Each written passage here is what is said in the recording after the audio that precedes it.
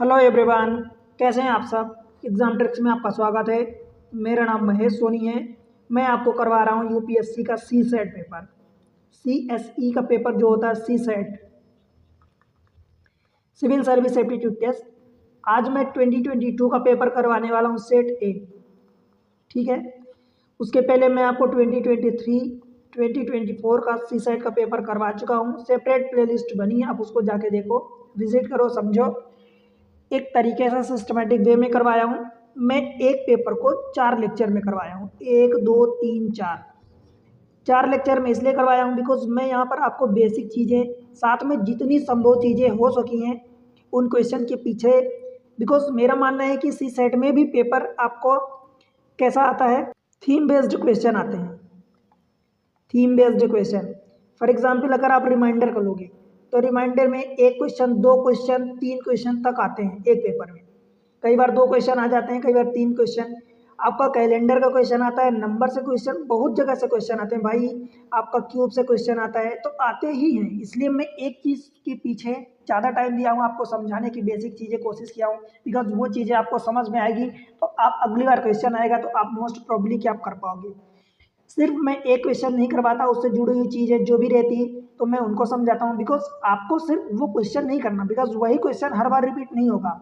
Theme based question repeat होते हैं, वैसे ही क्वेश्चन रिपीट होते हैं। और अगर क्वेश्चन बाय द वे कभी रिपीट भी होगा तो ये जरूरी नहीं कि आपको वो चीज़ें याद हों और एग्जैक्टली आप रिपीट याद की हुई चीज़ें याद कर पाओ, वहाँ पर टिक कर पाओ, राइट। तो इसलिए कॉन्सेप्ट समझना बहुत ही इंपॉर्टेंट हो जाता है। उसके अलावा मैं सीडीएस का पेपर 2025 का मैं करवा दिया हूँ। सीडीएस की अगर आप तैयारी करें तो भी इसको फॉलो कर सकते हैं, देख सकते हैं, आराम से बहुत अच्छा फ़ायदा होगा। एसएससी की तैयारी करें तो भी, कैट के एग्ज़ाम की तैयारी करें तो डेफिनेटली बहुत फ़ायदा होने वाला है भाई आपको सीडीएस में भी। उसी तरीके से बैंकिंग का एग्ज़ाम हो गया, पटवारी, रेलवे और भी बहुत सारे एग्ज़ाम्स हैं जहाँ मैथमेटिक्स अच्छी खासी पूछी जाती है। यहाँ पर बता दूँ कि आपका सी सेट का लेवल कहीं कभी कभी कुछ क्वेश्चन ईजी हो जाते हैं, बाकी क्वेश्चन अच्छे लेवल के रहते हैं, इसलिए बहुत ज़्यादा लोगों के क्वेश्चन पेपर रुक जाता है। जबकि यहाँ पर सिर्फ आपको 1/3 क्वालिफाइंग मार्क्स लाना होता है, फिर भी रुक जाता है भाई, तो हल्के में ना लें। मैं यहाँ पर आपको विश्वास दिलाता हूँ कि अगर आप मेरे साथ प्रैक्टिस करोगे, एक थॉट प्रोसेस डेवलप करोगे, प्रैक्टिस करोगे, अच्छे से फॉलो करोगे, थोड़ी सी मेहनत करोगे, तो भाई मेरा टारगेट होता है मोर देन 100 मार्क्स, केवल क्वांट एंड रीजनिंग से लाना। इंग्लिश को मैं कंसिडर नहीं कर रहा हूँ। इन 2 सेक्शन से मिला के आपको 100 मार्क्स से ज़्यादा लाना है, जबकि आपको 66.67 या यूँ कहूँ 67 मार्क्स चाहिए होता है, ठीक है, क्वालिफाई करने के लिए आउट ऑफ 200, मीन्स 1/3, राइट। तो चलते हैं डायरेक्ट क्वेश्चन पर। उससे पहले आप वीडियो को लाइक कर दें, चैनल को सब्सक्राइब कर लें और अपने दोस्तों के साथ शेयर कर दें, ठीक है। चलते हैं क्वेश्चन पर डायरेक्ट। क्वेश्चन नंबर देखो आज का पहला। ये क्वेश्चन पहला जो है सीरीज का क्वेश्चन है। अगर आप पढ़े हो भाई, सीरीज आपको पता है, तो आप आसानी से क्वेश्चन को कर पाओगे। और मेरा मानना है कि ये सीरीज बहुत आसान सीरीज है, ठीक है। देखो 20 से 10 हो रहा है, 10 से फिर 10 हो रहा है, 10 से 15 हो रहा है, 15 से 30 हो रहा है, 30 से 75 हो रहा है, 75 से x हो रहा है। तो x की वैल्यू आपको निकालनी है, ठीक है भाई। अगर आप समझ पाओ, देखो जनरली हम क्या करते हैं सीरीज में, कुछ मैं आपको सीरीज भी पढ़ाया हूँ, मिसिंग नंबर पढ़ाया हूँ, हर टाइप की सीरीज पढ़ाया हूँ, ठीक है। देखो कई बार तो मल्टीप्लाई होता है, फिर या तो डिवाइड होता है, या मल्टीप्लाई के साथ कुछ चीज़ें प्लस होती है। सपोज ऐसा कह दो कि multiply a plus minus b, ऐसा कुछ हो, या तो प्लस हो या माइनस हो, या किसी नंबर का स्क्वायर, लेट से कि a का स्क्वायर हो रहा है प्लस माइनस समथिंग एक नंबर हो रहा है, या सिर्फ मल्टीप्लाई हो रहा है, या सिर्फ क्यूब हो रहा है हर बार। तो ऐसा कुछ ना कुछ पैटर्न रहता है। अब यहाँ पर अगर आप पैटर्न देखोगे तो ये 20 है, ये 10 है, 10 से फिर 10 हुआ भाई, यहाँ पर 10 से 10 हुआ, तो आप ये तो नहीं कहोगे कि डिफरेंस 0 हुआ। हाँ डिफरेंस 0 है, बट वो एक अप्रोच लगाना होता है, तो ये अप्रोच नहीं लगेगा कि डिफरेंस 0 है भाई। यहाँ से मल्टीप्लाई हो रहा 1 का, यहाँ से देखोगे तो मल्टीप्लाई हुआ 0.5 का, ठीक है, या यूँ कहूँ कि 1/2 का मल्टीप्लाई हुआ, ठीक है, समझ आया। फिर ये 10 से 10 हुआ, फिर ये वाला अगला 15 हो रहा है, उसके बाद 30 हो रहा है, फिर 75 हो रहा है, एंड देन x हो रहा है। अब 10 से ये कितना हुआ, देखो यहाँ 0.5 का मल्टीप्लाई हुआ तो आपका 10 आ गया, 10 में फिर 1 का मल्टीप्लाई होगा तो भाई ये कितना आ गया, 10 ही आ गया। फिर यहाँ से देखो 15 हो रहा है, तो ये 1.5 का मल्टीप्लाई हो रहा है। अगर देखोगे यहाँ से, तो यहाँ से मल्टीप्लाई बाई 2 हो रहा है, ठीक है, फिर यहाँ से मल्टीप्लाई बाई 2.5 हो रहा है। समझो भाई 0.5, 1, 1.5, 2, 2.5। अब अगला नंबर किसका आएगा मल्टीप्लाई में, 3 का नंबर आएगा। समझ आया? तो बस यही आंसर निकल जाएगा। अब देखो यहाँ से यहाँ का 1.5 गुना हो रहा है, यहाँ से 2 गुना हो रहा है, यहाँ से 2.5 गुना हो रहा है, यहाँ से फिर 3 गुना होगा, तो 75 का 3 225 होता है। यही आपकी एक्स की वैल्यू आ जाएगी। तो ये क्वेश्चन आसान है, बट हर बार आसान नहीं आएगा।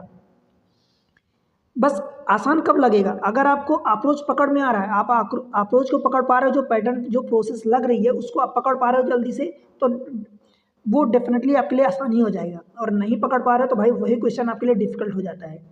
ठीक है, तो बन जाएगा। ऐसे टाइप के क्वेश्चन और भी आएंगे तो किसी भी फॉर्म में आ सकते हैं। कई बार ऐसा होता है कि मल्टीप्लाई बाय 1 -1 हो जाता है, मल्टीप्लाई बाय 2 -1, अथवा मल्टीप्लाई बाय 1.5 -1। तो ये नंबर एक या तो फिक्स कर दे या इसको भी वैल्यू कर दे। एक नंबर को फिक्स कर सकता है, दूसरे नंबर को वैरी कर सकता है। तो जिस पैटर्न में वैरी हो रहा है उसी पैटर्न में आप जो चीज़ें वैरी हो रही है उसको वैरी करोगे, जो फिक्स है उसको फिक्स रखोगे। ठीक है, तो पैटर्न अप्रोच कोई भी लग सकता है। मैं सीरीज़ मतलब एक तो मिसिंग नंबर सीरीज़, एक रॉन्ग नंबर सीरीज़ होती है, मैं दोनों पढ़ाया हूँ भाई। चैनल पर वीडियो अवेलेबल है, आप जाके देखो और सीखो। ठीक है, आगे बढ़ते हैं। Question number next. ये अच्छा क्वेश्चन है, इसमें थोड़ा सा आपकी दिमाग हिल जाएगी। ज़्यादा डिफिकल्ट नहीं है, बट आपको अगर डिविजिबिलिटी रूल आता है तो आप कर लोगे, पर फिर भी थोड़ा सा अच्छा क्वेश्चन है। देखते हैं।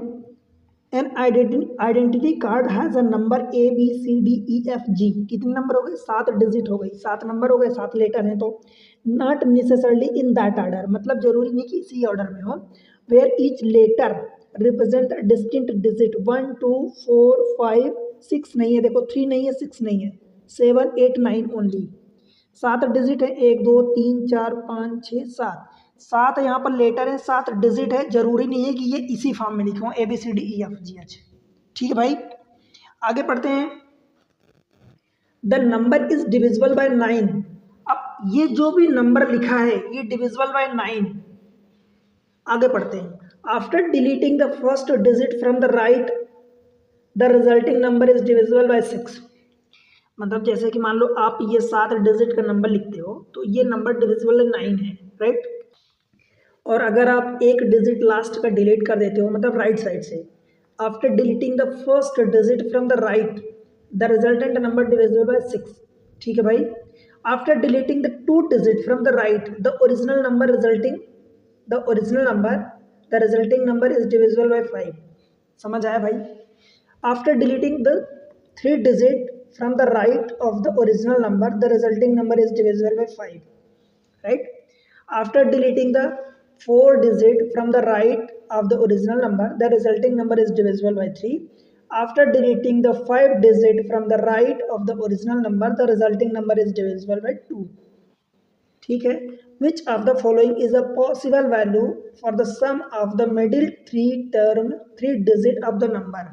ठीक है भाई, समझ आया ना? देखो मान लो कि मैं ABCD लिख रहा हूँ, ABCDEFG। आप कहोगे मैं ABCDEFGH क्यों लिखा, जी तक क्यों लिखा?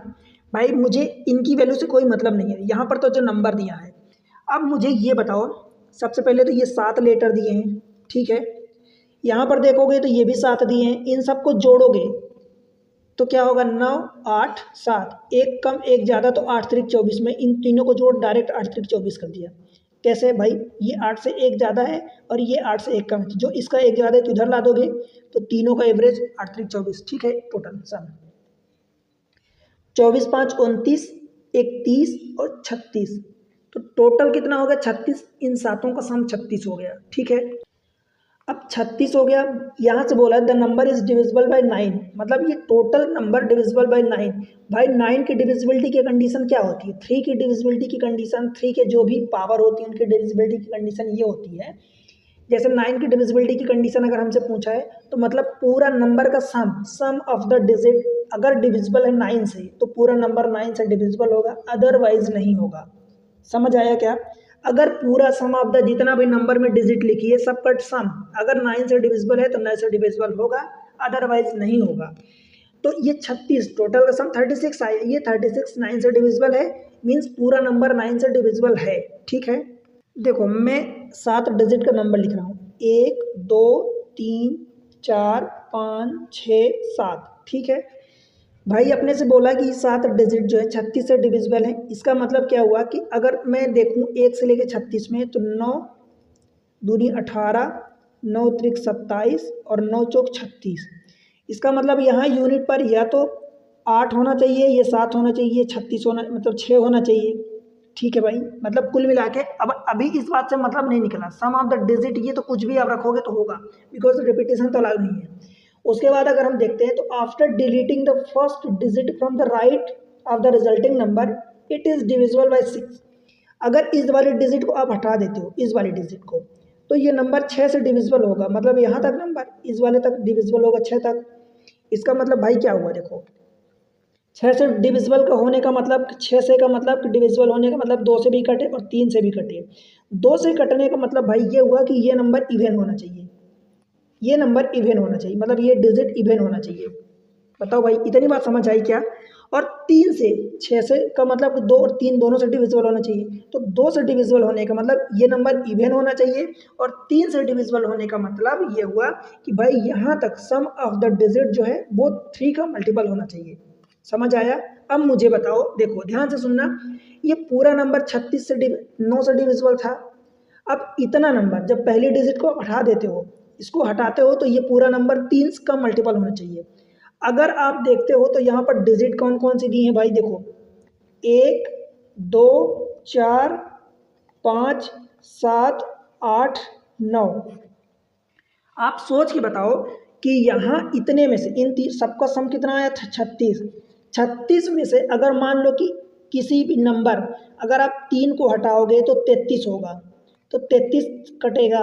अगर 6 को हटाओगे तो 30 होगा, तो 30 भी 3 से कटेगा। यहाँ कहीं 3 और 6 दिख रहा है क्या डिजिट में, नहीं दिख रहा। तो 36 अगर 9 का मल्टीपल है तो इसमें भाई 3 का ही कोई मल्टीपल हटाओगे, इसमें से कोई 3 का ही मल्टीपल हटाओगे, तभी तो बचेगा, जो रिमेनिंग नंबर बचेगा वो 3 का मल्टीपल होगा। बिकॉज यहाँ तक आपको, यहाँ तक ये नंबर पूरा 3 से भी डिविजिबल होना चाहिए। समझ रहे हो ना। तो यहाँ पर 3 और 6 तो है ही नहीं हमारे पास, 3 भी नहीं है 6 भी नहीं, हमारे पास डिजिट अवेलेबल ही नहीं है। कहने का मतलब ये हुआ कि ये डिजिट फिक्स हो गई कि ये 9 है। बिकॉज जब आप 36 नंबर है ये पूरा सम, 36 में से 9 माइनस करोगे तो ये 27 बचेगा, और 27 ये पूरा यहाँ तक का इतना, और ये 27 बचेगा मतलब, और ये नंबर इवेन, और ये पूरा 27 होगा, तो 27 जो है 3 से डिवाइड होगा, ये 3 और 2 से डिवाइड होने के लिए ये नंबर इवेन होगा। बताओ इतना समझ आया क्या। ठीक है भाई, तो ये नंबर इवेन होगा, और हमारे पास इवेन में केवल 2 4 और 8 है, 3 नंबर हमारे पास इवेन में है। ठीक है, आगे पढ़ते हैं। 6. After deleting the 2 digit from the right of the original number, the resulting number is divisible by 5. जब यहाँ से यहाँ तक ये और दोनों डिजिट राइट से 2 डिजिट आप डिलीट कर देते हो, तो आपका नंबर जो बचा हुआ है वो 5 से डिविजिबल होगा। अब बताओ मुझे कि 5 से डिविजिबिलिटी की कंडीशन क्या होती है। भाई 5 से नंबर डिविजिबल होने के लिए यूनिट डिजिट पर या तो 0 हो या 5 हो, तो 0 तो आपके पास कोई डिजिट है ही नहीं, दैट मीन्स कि यहाँ पर आपका 5 आएगा और ये फिक्स हो गया। बताओ भाई, ये 5 फिक्स हो गया, ये 9 फिक्स हो गया, मतलब अब 5 और 9 कहीं और नहीं आ सकता, इसका मतलब ये हुआ। समझ आया। जब 2 डिजिट ये डिलीट करोगे तो नंबर 5 से डिविजिबल होगा, मतलब यहाँ पर 5 आ गया, फिक्स हो गया। इतनी बात समझ आई ना। आगे पढ़ते हैं। After deleting 3 digit from the right of the original number the resulting number is divisible by 4। जब 3 डिजिट आप हटाओगे, यहाँ से ये वाली 3 डिजिट डिलीट कर दोगे, रिजल्टिंग नंबर डिविजिबल बाय 4। अब भाई 4 से डिविजिबिलिटी की कंडीशन क्या होती है, देखो 4 से डिविजिबिलिटी की कंडीशन ये होती है कि लास्ट की 2 डिजिट, ये लास्ट की इधर से पढ़ोगे तो लास्ट की 2 डिजिट जो है वो 4 की मल्टीपल होनी चाहिए, मतलब 4 का मल्टीपल होना चाहिए, और ये वाला नंबर इवन भी होना चाहिए। बिकॉज ये नंबर इवन होगा तभी तो वो 4 का मल्टीपल होगा। पर हर एक इवन नंबर 4 का मल्टीपल नहीं होता, जैसे 4 होता है, 8 होता है, 6 नहीं होता, पर 4 का जो भी मल्टीपल होगा वो इवन जरूर होगा। तो ये नंबर इवन होना चाहिए, और ये दोनों मिला के 4 का मल्टीपल होना चाहिए। समझ आए इतनी बात। आगे देखते हैं। After deleting 4 digit from the right of the original number the resulting number is divisible by 3। जब इस डिजिट को भी, मतलब यहाँ से ये पूरा अगर आप डिलीट करते हो, तो ये 1 2 3, इन तीनों को मिला के वो 3 का मल्टीपल होना चाहिए। बताओ भाई, 3 का मल्टीपल होने के लिए मेरे पास क्या क्या बचा है। इन तीनों को मल्टीपल होने के लिए देखो मेरे पास 5 और 9 पहले से हो चुका है, हमारे पास बचा क्या क्या है, देखो 1 बचा है, 2 बचा है, इवन नंबर को अलग कर दो, 2 4 और ये 8 अलग हो गया। अब मेरे पास कौन कौन सा नंबर बचा है, देखो इवन ये कौन कौन से 9 और 5 तो पहले हो चुके हैं, 1 2 4 8 हो चुका है, 1 और 7 बचा है। ठीक है भाई, 1 और 7 हमारे पास ऑड नंबर बचे हैं और ये इवन बचे हैं। इवन में 2 नंबर तो हो चुके हैं, ठीक है, 2 नंबर हो चुके हैं हमारे पास, अब बचे हैं केवल ये। तो हमें अभी नहीं पता कि इन 3 में से 2 जगह कौन कौन सा इवन नंबर होगा। समझ आया? आगे देखते हैं और पढ़ते हैं। ये 3 नंबर जो है वो 3 का मल्टीपल होना चाहिए। मतलब क्या होगा भाई, अगर किसी भी 3 को, मान लो कि अब 2 नंबर तो इवन हो गए, मतलब यहाँ पर कोई एक ज़्यादा से ज़्यादा इन 3 में से, भाई इन 3 में से एक नंबर इवन होगा और 2 ऑड हो गए, मतलब 1 7, इनका 2 का सम कितना हो गया, 8 हो गया। 8 में 2 जोड़ोगे तो 10 आएगा। 10 तो 3 का मल्टीपल नहीं होगा। 8 में जब 4 जोड़ोगे तो 12 होगा। 12 3 का मल्टीपल है, ठीक है। और अगर 8 में 8 जोड़ते हो तो 16 होगा, और 16 3 का मल्टीपल नहीं है, मतलब 12 होगा। कहने का मतलब कि ये वाला 4 होना चाहिए। 4 जो होगा वो इधर से होगा। समझ आया? इन 3 में से कहीं भी 4 हो सकता है, मतलब इधर 1 4 और 7, इन 3 में कहीं भी हो सकता है। समझ आया भाई? इसका मतलब ये हुआ कि इन 2 इवेंट को मिला के आपके पास कौन कौन से बचे, 2 और 8 बचा। ठीक है, समझ आया? बताओ, आगे बढ़ते हैं। After deleting the 5 digit from the right of the original number, the resulting number is divisible by 2। जब आप 5 डिजिट को 1 2 3 4 5 यहाँ तक डिजिट को डिलीट कर देते हो तो नंबर जो है वो बचा हुआ नंबर वो डिविजिबल बाय 2 है। और भाई 2 होने का मतलब ये हुआ कि ये वाली डिजिट इवन नंबर की होनी चाहिए। ठीक है भाई, ये वाली डिजिट इवन की होनी चाहिए। और भाई इनमें से, इन 3 में से हमारे पास इवन के लिए कौन सी डिजिट बची है, केवल 4। तो यहाँ पर कौन सा नंबर हो जाएगा, यहाँ पर हमारे पास 4 आ जाएगा। ये फिक्स हो गया।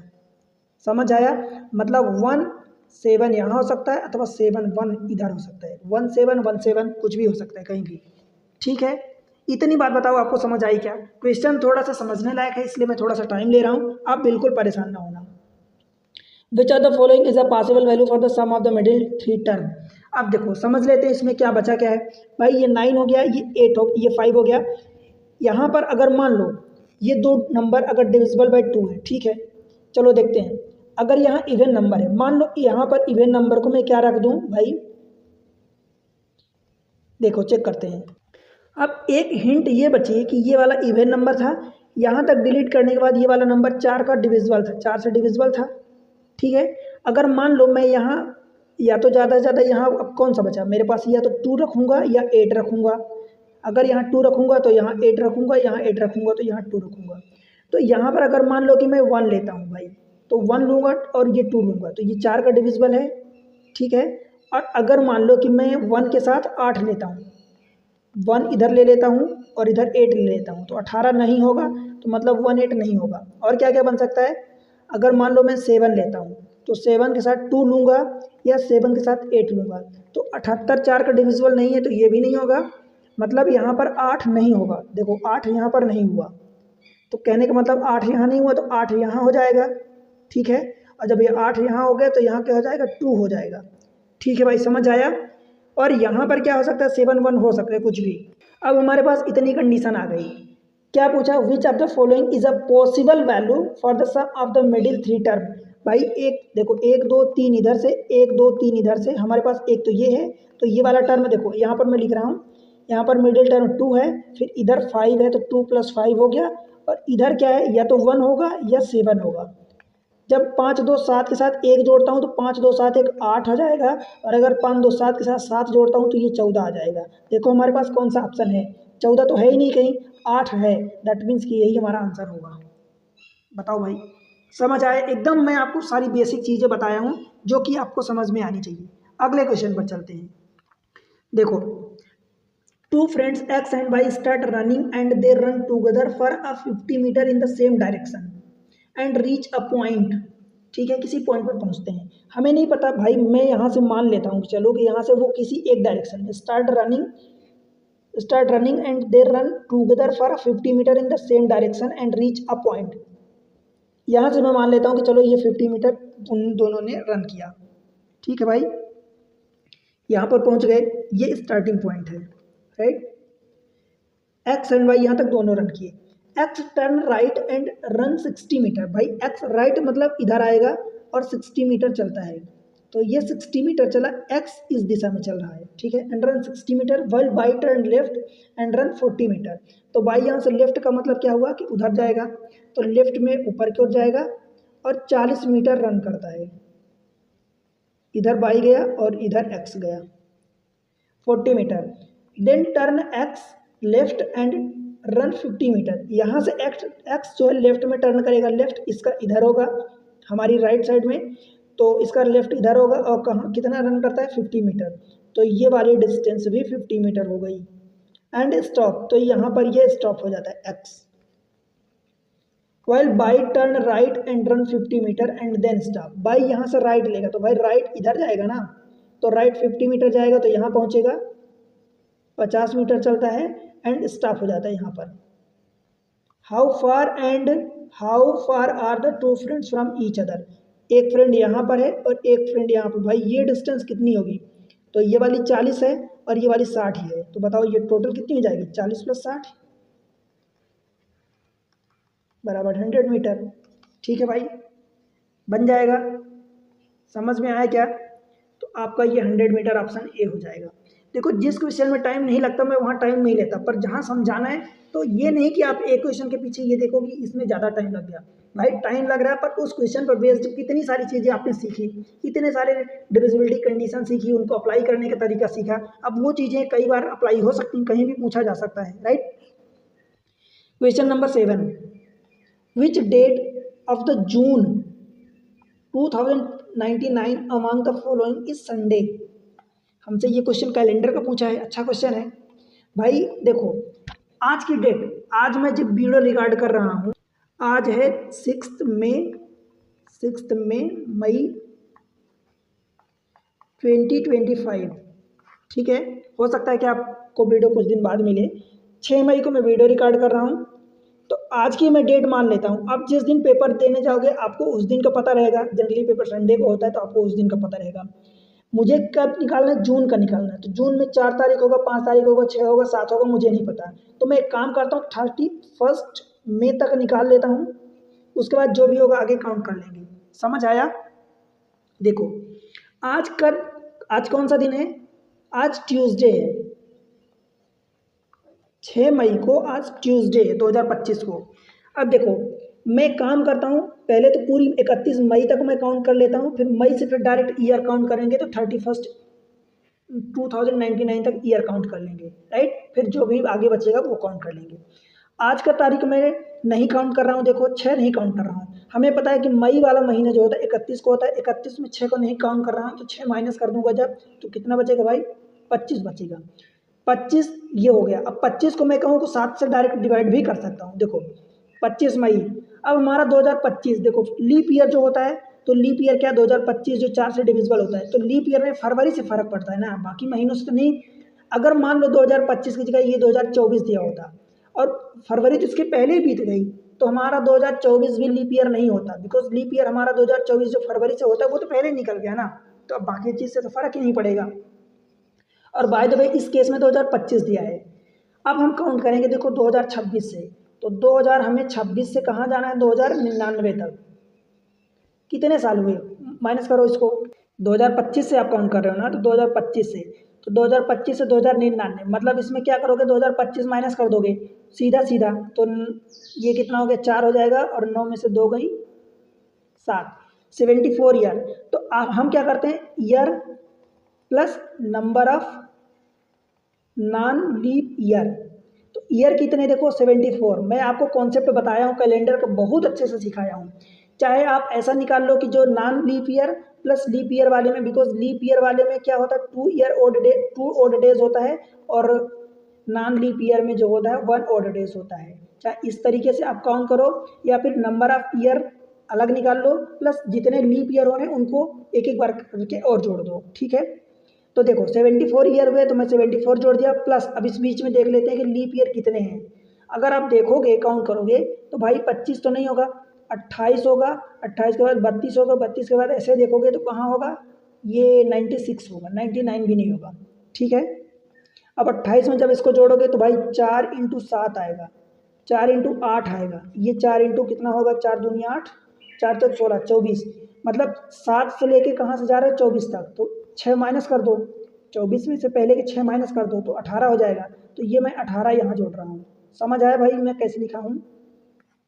ठीक है, हम कहाँ पहुँच गए, 2099 31 मई तक पहुँच गए। इनको जोड़ दो, 7 से डिवाइड करो, डायरेक्ट जोड़ने की वजह 7 से डिवाइड कर दो, बिकॉज 7 से ऑड डेज निकालते हैं, 7 दिन होते हैं हफ्ते में, वीक में। 7 3 21 तो 4 बचेगा, 7 दाम 70 तो 4 बचा, 7 दूनी 14 तो 4 इधर से भी बचा। जब इनको जोड़ोगे तो कितना होगा, 4 3 12, 12 को 7 से डिवाइड करोगे तो 5 बचेगा।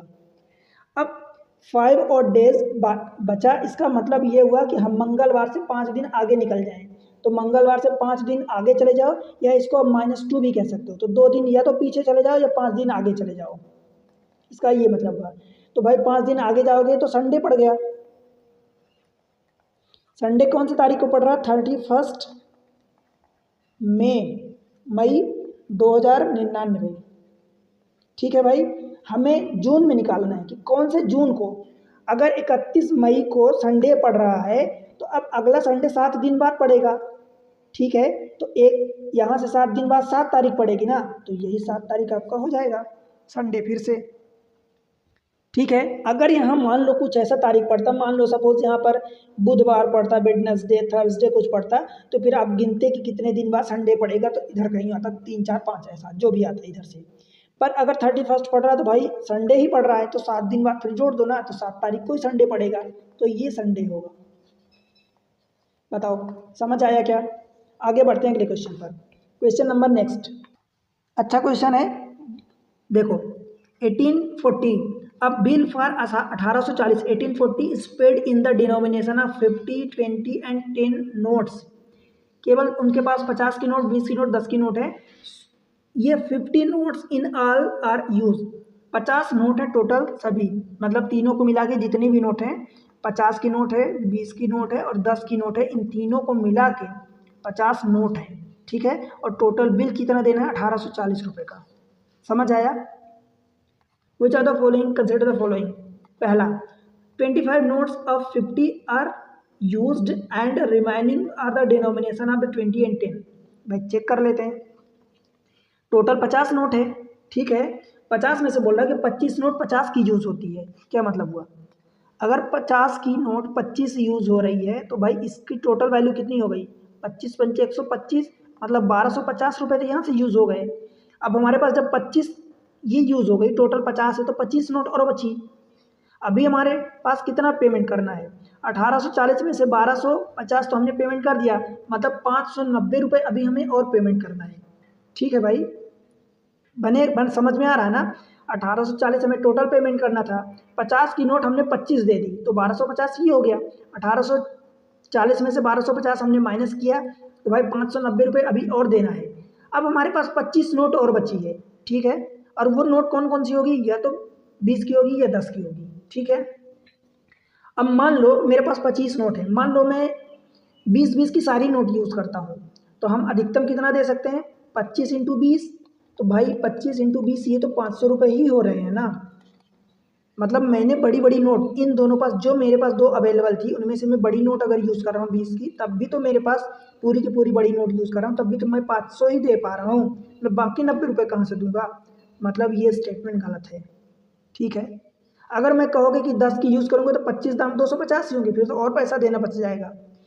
कुल मिला के अगर मैं खुद बताओ कि ये तो मैं दे दिया जितनी 50 की देना था, 20 की भाई बड़ी नोट है इन दोनों में, तो अगर मैं बड़ी नोट यूज़ करके भी पूरे पैसे नहीं दे पा रहा हूँ तो छोटी नोट से कहाँ से दे पाऊँगा। ठीक है, हमसे पूछा है कि कौन सा सही नहीं है, तो the following statement is not correct, तो पहला गलत हुआ। समझ आया भाई कैसे गलत हुआ, पहला ये गलत हुआ। दूसरा पार्ट चेक करते हैं, 35 notes of the 20 are used and the remaining notes are in the denomination of 50 and 10। भाई 35 नोट 20 की यूज़ हो रही, तो 20 की नोट कितनी यूज़ हो रही है, 35। इसका अमाउंट टोटल चेक कर लेते हैं, भाई 35 दूनी 70 यानी 700 रुपये, तो इससे हो गया। अब अगर 1840 में से मैं 700 माइनस कर दूं, अभी मुझे कितना रुपये देना है, तो ये हो जाएगा मान लो कि 1140 रुपये। 1140 रुपये मुझे देना है। हमारे पास नोट कितनी बचेगी, तो भाई 50 में से 35 तो ये यूज़ हो गई, मतलब 15 नोट और बची। अब 15 नोट में से मुझे इतना देना है 1140 रुपये। अब मेरे पास 20 की नोट यूज़ हो गई, बची कौन कौन सी, 50 की और 10 की। अब मान लो अगर मैं 50 की पूरी नोट यूज़ करता हूँ तो 15 इंटू 50 कितना होगा, 15 पचास 75, 750 ही हो रहा है ना, 750 ही हो रहा है। ठीक है, 15 इंटू 50 हो गई, तो 750 ही यूज़ हो रहा है, मुझे तो 1140 रुपये देना है, तो बाकी मैं कहाँ से दूंगा, हो ही नहीं पाएगा, तो ये भी गलत होगा। बताओ भाई, ये भी स्टेटमेंट गलत होगा। सिमिलर वे तीसरे को चेक कर लेते हैं। 20 notes of the 10 are used and remaining are in the denomination of 50 and 20। 20 note 10 की यूज़ हो रही है भाई, 10 की नोट अगर मैं 20 यूज़ करूँगा तो ये मेरे पास 200 रुपये दे देंगे पेमेंट। 1840 में से 200 में पेमेंट कर दिया तो भाई 1640 रुपये और देना है। नोट कितनी बची है भाई, 20 नोट दे दिया है तो अभी 30 नोट बचेंगी। ठीक है, अभी 30 नोट मुझे देना बचेगा। अगर 30 में से मेरे पास अभी कौन कौन सी नोट बची है, 10 की यूज़ कर दिया, 20 की 50 की बची है। अगर 30 में से अगर मान लो मैं 50 की सारी यूज़ करता हूँ तो 3 पचे 1500 हो रहा है। मैं बड़ी नोट यूज़ किया तभी 1500 हो रहा है और मुझे देना भी तो 1640 रुपये है। दैट मीन्स कि इससे भी काम नहीं चलेगा, छोटी नोट यूज़ करूँगा तब तो हो ही नहीं पाएगा, बहुत दूर हो जाएगा। ठीक है, डिफरेंस बहुत ज़्यादा आ जाएगा, तो ये भी गलत है। ठीक है, तो तीसरा भी गलत हो गया। इसका मतलब ये हुआ कि तीनों गलत हो गए। दैट मीन्स कि ऑप्शन डी होगा, first second third all are incorrect. समझ आया भाई? ध्यान यही देना है कि यहाँ पर 50 नोट टोटल हैं अपने पास, 50 notes are in all are used. Total 50 ही नोट हम यूज़ कर सकते हैं, ज़्यादा नहीं यूज़ कर सकते। राइट, चलते हैं अगले सवाल पर। क्वेश्चन नंबर नेक्स्ट देखो, which number among 2 to power 20, 2 power 40, 3 power 21, 4 power 18, 8 power 12 is smallest. क्या पूछा हमसे, स्मॉलेस्ट मतलब सबसे छोटा लघुत्तम कौन सा है। भाई चेक कर लेते हैं। देखो पहला वाला क्या दिया है, 2 की पावर 40, दूसरा वाला पावर दिया है 3 की पावर 21, तीसरा वाला अगर 4 की पावर 18 दिया है तो 4 को मैं 2 की पावर स्क्वायर लिख दूँ और उसकी पावर 18 लिख दूँ भाई। चौथा दिया है 8 की पावर 12, 8 को मैं 2 की पावर 3 लिख दूँ और इसको मैं 12 लिख दूँ। मैं ऐसा क्यों कर रहा हूँ, बिकॉज यहाँ पर 2 की पावर दिया है तो भाई मैं जितना संभव हो सके मैं 2 की पावर में मतलब पावर बेस सेम बनाऊंगा, या तो बेस सेम होगा या पावर सेम होगी। जो चीज़ें सेम होगी तभी तो हम कंपेयर कर पाएंगे कि कौन सा बड़ा है कौन सा छोटा। अब ये बताओ मुझे कि पहला वाला 2 की पावर कितना है, 40 है। ये रहा 2 की पावर 40 और ये रहा, देखो ये 2 की घाते 40 होगा, ये 3 की घाते 21 होगा, ये 2 की घाते 18 दूनी 36 होगा और ये 2 की घाते 12 3 36। भाई 2 की घाते 40 ज़्यादा होगा कि 2 की घाते 36, ये दोनों 2 की घाते 36 हैं। इसमें से हमें बताना है छोटा, तो ज़्यादा कौन सा होगा, ये ज़्यादा होगा, तो ये तो हमारे काम का ही नहीं है ना। बताओ भाई, ये हमारे काम का नहीं है। अब समझ रहे हो ना, बिकॉज हमें तो छोटा बताना है, तो अभी इसको मैं कंपेयर नहीं कर रहा हूँ क्योंकि इसका बेस कुछ और है, पावर भी अलग है, बेस भी अलग है। ये 2 की पावर 36 दोनों में है और ये 2 की पावर 40 है, तो 2 की पावर 40 बड़ा नंबर होगा ना, तो ये तो हमारे काम का नहीं, बिकॉज हमें स्मॉलेस्ट निकालना है। ठीक है, आगे बढ़ते हैं। अब हमारे पास 3 नंबर बचे। मुझे ये बताओ कि अगर इनमें से 2 की पावर मतलब 4 की पावर 18 होता है या 8 की पावर 12 होता है, दैट मीन्स कि 2 की पावर अगर 36 स्मॉल होता, तो फिर ये दो आंसर कैसे होंगे, आप खुद सोचो।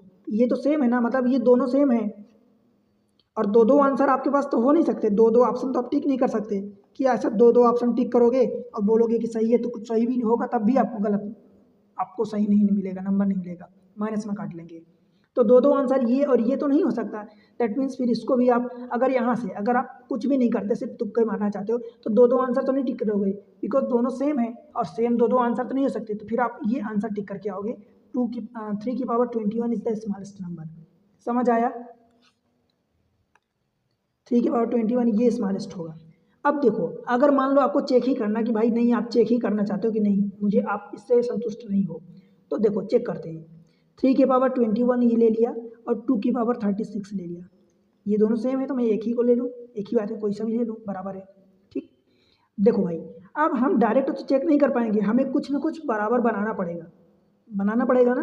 देखो 3 की पावर बेस भी अलग है तो बेस को नहीं कर सकता, यहाँ 3 इंटू, देखो 3 की पावर में 3 इंटू 3 सतह 21 और 2 की पावर में 3 इंटू में कितना लिख दूँ, 12 3 36 लिख दूँ क्या ऐसा। तो एक काम करता हूँ, पावर 3 में अलग बना लेता हूँ, मतलब 3 की पावर 7 और उसकी पावर 3 और इधर 3 की पावर 2 की पावर 12 और उसकी पावर 3। अब ये पावर वाली 3 बाहर वाली तो सेम हो गई, तो हम अंदर वाले मटेरियल को चेक कर लें कि अंदर वाला जो है कौन बड़ा है कौन छोटा है, तो हमारा फंडा क्लियर हो जाएगा। समझ पा रहे हैं ना भाई? चेक करते हैं 3 की पावर 7 कितना होता है, 3 की पावर 2 9 होता है, तो 9 का क्यूब कितना होता है, 9 का क्यूब यानी 3 की पावर 6, ये होता है 729।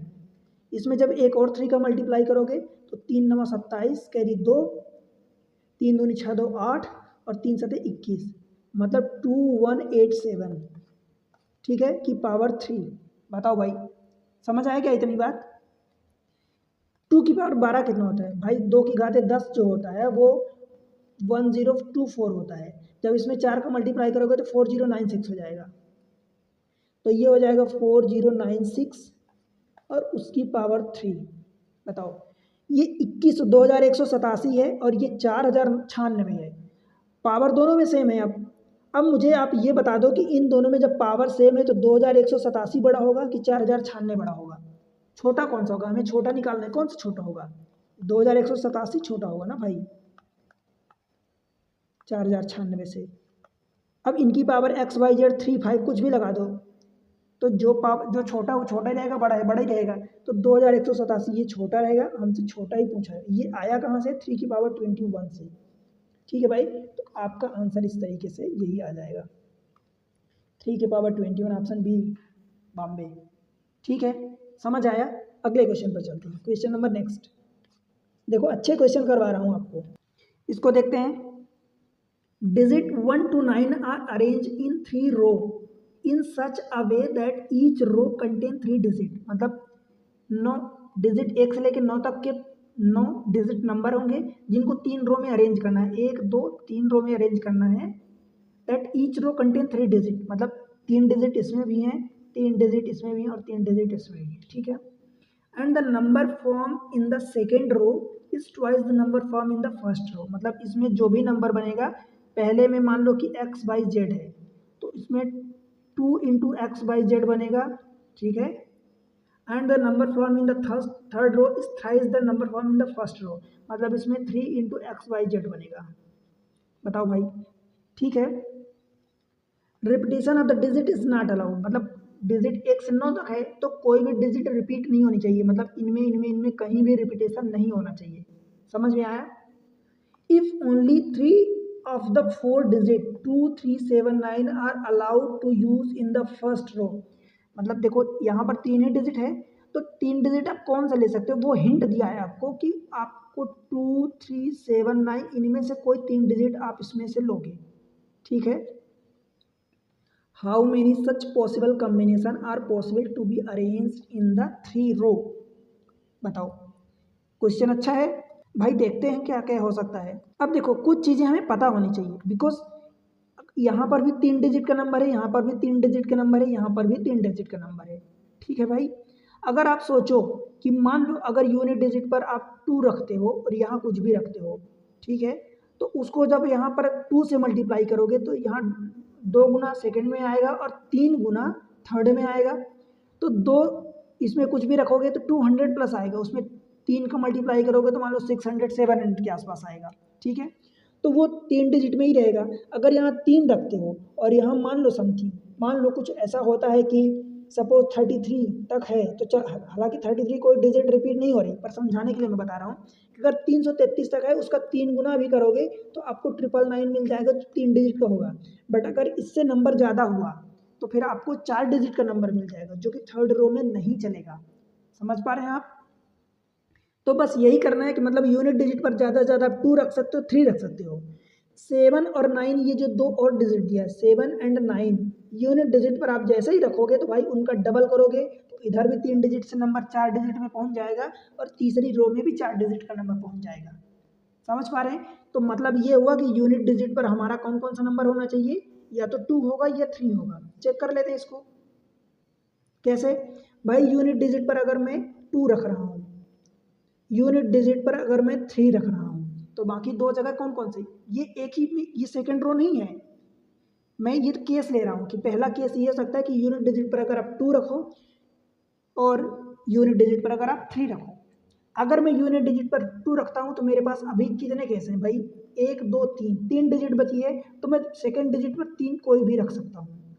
दूसरे पर अगर एक कोई डिजिट यहाँ यूज़ कर लिए, भाई देखो 2 तो यहाँ फिक्स हो गया, अब बचे 379, 379 में से यहाँ कोई भी आ सकती है, और एक जो भी डिजिट आप यहाँ रख दोगे तो फिर इसको यहाँ यूज़ नहीं कर पाओगे बिकॉज रिपीटेशन नहीं अलाउ है। तो यहाँ पर 2 पॉसिबिलिटी बची, कोई 2 डिजिट रख पाओगे, तो 3 इंटू 2 6 केस हुए। सेम चीज़ यहाँ, अगर आप 3 फिक्स कर दिए तो जब 3 फिक्स कर दोगे तो भाई 279 बचा आपके पास, 279। अब 279 3 में से कोई सी भी आप यहाँ ले सकते हो, ठीक है। तो एक डिजिट जो भी आप लोगे यहाँ, तो मान लो 2 लेते हो तो फिर 79 आप यहाँ 2 यहाँ नहीं ले पाओगे, तो 79 2 ऑप्शन बचेंगे, तो सेम चीज़ यहाँ 2 ऑप्शन बचेगा। तो ये कितना हो जाएगा, 3 2 6, मतलब टोटल आपके 12 केस बनेंगे। बताओ भाई, टोटल आपके 12 नंबर ऐसे बनेंगे। अब वो 12 नंबर कौन कौन से बनेंगे, देखो मैं बस लिखता हूँ यहाँ पर। जैसे मैं आपको जब 2 यहाँ फिक्स कर दिया तो मैं यहाँ क्या कर ले सकता हूँ, देखो मेरे पास है 379, तो मैं 37 ले लिया, 2 यहाँ लिया तो 73 ले सकता हूँ। बताओ, अगर 2 लिया तो 39 ले सकता हूँ, अगर 2 लिया तो 93 ले सकता हूँ। बोलो भाई, 4 हुए। आगे जब मैं 2 लिया और यहाँ 37, अब 3 को नहीं लेता हूँ, मान लो 3 को नहीं लेता हूँ तो मैं 79 ले लूँ, तो 79 ले लूँ तो एक नंबर बनेगा। अगर मैं 2 के साथ 97 ले लूँ तो ये दूसरा नंबर बनेगा। कितने हुए बताओ, 6 नंबर हुए। तो ये इसके साथ 6 नंबर ये वाले बनेंगे, जो मैं ये 3 इंटू 2 लिखा हूँ, ये 6 ये हो गए। अगर मैं ये डायरेक्ट आपको नंबर लिखता तो आप ऐसे लिखोगे, परंतु आपको कहीं हो सकता है कोई एक नंबर मिस हो जाए, तो फिर आप गलती कर बैठोगे भाई, वो नंबर छूट जाएगा तो आपको गलत हो जाएगा। इसीलिए ये पता होना चाहिए कि ऐसे कितने नंबर आएंगे। तो 6, अब 6 आप नहीं भूलोगे बिकॉज आपको 6 नंबर लिखना है। समझ पा रहे हैं आप। सेम चीज़ें जब आप 3 डिजिट लोगे यूनिट पर, तो आप मान लो यहाँ पर 3 ले लेते हो तो क्या क्या आएगा भाई, 3 को ले लिए तो मान लो कि आप 2 7 ले लेते हो, या 3 के साथ 7 2 ले लेते हो। 3 के साथ आप मान लो कि 2 9 ले लेते हो, या 3 के साथ 9 2 ले लेते हो। 4 हुए, 2 और लिखोगे, तो 3 के साथ मान लो कि अब 2 को नहीं लेते हैं तो 7 9 हो गया, अथवा 3 के साथ 9 7 हो गया। बताओ, 6 ये हुए और 6 ये हुए, टोटल कितने नंबर हुए, 12 हुए। बताओ भाई, समझ में आ रहा क्या। अब आप कहोगे कि मैं इतना डिटेल बता रहा हूँ, यार मैं आपको नहीं समझाऊंगा तो कैसे समझोगे, फिर आपको लगेगा यार मैं आंसर बता दिया भाई, समझाया नहीं सर ने। तो इसलिए कि समझाना जरूरी है आपको। अब सोचो, ये तो पहली रो की बात हुई ना, जितने नंबर हैं ये पहली रो में आ सकते हैं, आएंगे कि नहीं आएंगे ये मुझे नहीं पता। समझ आ रहा ना, आएंगे कि नहीं आएंगे आगे जब हम चेक करेंगे तब हमें कंफर्म होगा कि ऐसे कितने नंबर होंगे। ध्यान ये भी रखना है कि डिजिट कोई भी रिपीट नहीं होगी। चलो आगे देखते हैं। जैसे मान लो यहाँ पर बात की गई है कि तीसरे रो में जो है 3 गुना होता है, तो यहाँ अगर इसका 3 गुना करोगे, बिकॉज ये 200 से कम है सारे नंबर, ये भी मतलब 300 से कम है, अब 300 का जब 3 गुना करोगे तो भाई 900 से तो कम ही होंगे। तो ये 6 के 6 नंबर अभी कंसिडर कर रहा हूँ। बाकी इधर के जो नंबर है, 300 का जब डबल कर 3 गुना करोगे तो 927 का 3 गुना करोगे तो 81, मतलब ये नंबर हो सकता है भाई। 300 का 972 का 3 गुना करोगे तो ये 4 डिजिट का नंबर हो जाएगा, तो ये वाला नंबर तो हमारी कंडीशन से बाहर हुआ, समझे। 29 का जब 3 गुना करोगे भाई, 30 का 3 गुना 90 होता है, 87 हो जाएगा, तो ये नंबर अभी है हमारे रेंज में है। 92, 392 का 392 का जब 3 गुना करोगे तो वो 4 डिजिट का नंबर बन जाएगा, तो ये हमारी कंडीशन से बाहर हुआ नंबर, ठीक है। 379 ये भी 3 गुना जब करोगे तो 4 डिजिट का नंबर हो जाएगा, 3 डिजिट का नहीं बनेगा, तो ये भी हमारी कंडीशन से बाहर हुआ, ये भी हमारी कंडीशन से बाहर हुआ। समझ पा रहे हैं आप। तो भाई 1 2 और बाकी ये 6, तो 6 और 2 8 नंबर हमारी कंडीशन में है। अब हमें क्या चेक करना है, अब हमें चेक करना है कि भाई उनका 2 गुना और 3 गुना हम करते हैं तो कोई डिजिट रिपीट ना हो। एक कंडीशन ये है कि कोई भी डिजिट रिपीटेशन अलाउ नहीं होना चाहिए, ठीक है। चेक करते हैं। अब देखो, अब मैं लिख रहा हूँ अगले पेज पर, बिकॉज इस पेज में जगह नहीं है, तो मैं ये लिख रहा हूँ अगले पेज पर। 237 और 273, ये 2 है, 273, 239 और 293, फिर है 279 और 297, और 2 और नंबर बचे थे इधर से, 329 एंड 327, 329 327। अब इनका डबल और ट्रिपल हम करके देखते हैं कि कोई डिजिट रिपीट नहीं हो रही। जो रिपीट होगी वो हमारी कैलकुलेशन से बाहर हो जाएगा, हमारी काउंटिंग से, बिकॉज डिजिट रिपीट नहीं होनी चाहिए। अगर मैं इसका 2 गुना करूँगा भाई तो कितना मुझे मिलेगा, 2 सत्ते 14, देखो 2 सत्ते 14, 2 3 6 1 7, यही होगा। जैसे 7 आया तो 7 तो यहाँ पहले रो में आ चुका था, बिकॉज आपको 1 रो 2 रो 3 रो, तो पहली रो में 2 3 7 रखोगे, फिर इसका डबल इस वाली रो में और इसका ट्रिपल इस वाली रो में, और कहीं भी कोई डिजिट रिपीट नहीं होनी चाहिए। देखो 7 आया तो इसको, ये हमारी कैलकुलेशन से बाहर हुआ, इसको हमने बाहर किया।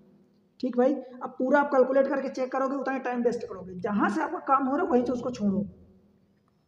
इसको चेक करते हैं। अगर मैं इसका डबल करूँगा, 2 3 6, 2 सत्ते 14, कैरी 1, फिर 2 दूनी 4 1 5, अभी डिजिट रिपीट नहीं हुई। 3 गुना करके देखते हैं। 3 गुना करूँगा तो 3 तिकाई 9, 3 सत्ते 21, कैरी 2, फिर 3 दूनी 6 और 2 8। देखो यहाँ पर 2 3 7 है, यहाँ पर भी डिजिट रिपीट नहीं हुई, यहाँ भी डिजिट नहीं रिपीट हुई, मतलब ये हमारी काउंटिंग में आएगा और ये पूरी तरह से गिनती में आएगा, क्योंकि यहाँ पर सारी कंडीशन फुलफिल हो रही। ठीक है, इसको देखते हैं। जब मैं इसको अगर 2 गुना करूँगा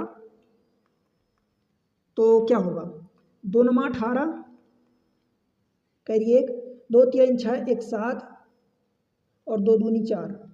जब मैं इसको 3 गुना करूँगा तो 3 9 27, देखो 7 यहाँ आ चुका है, समझ आया। तो डिजिट रिपीट होगी, तो इस नंबर को हमने यहीं पर छोड़ दिया।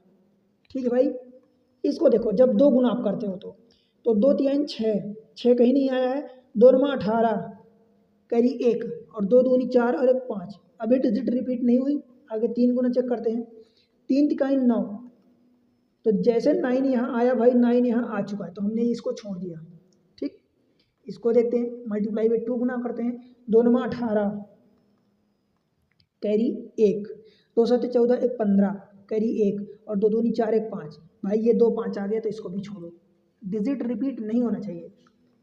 इसका 2 गुना करोगे तो 2 सत्ते 14, कैरी 1, 2 9 18 1 19, 2 सत्ते 14 कैरी 1, 2 9 18 1 19, फिर से 9 आ गया तो इसको भी छोड़ दो। फिर इसका 2 गुना करो तो 2 9 18, कैरी 1, 2 दूनी 4 1 5 और 2 3 6, अभी रिपीट नहीं हुआ। 3 गुना करके देखते हैं, तो 3 9 27, कैरी 2, 3 9 27 कैरी 2, 3 दूनी 6 और 2 8, ये 8 और ये 8 फिर से रिपीट हो गया, तो ये भी नहीं होगा। इसको चेक करते हैं, 2 टाइम्स करेंगे, 2 सत्ते 14, कैरी 1, 2 दूनी 4 1 5 और 2 3 6।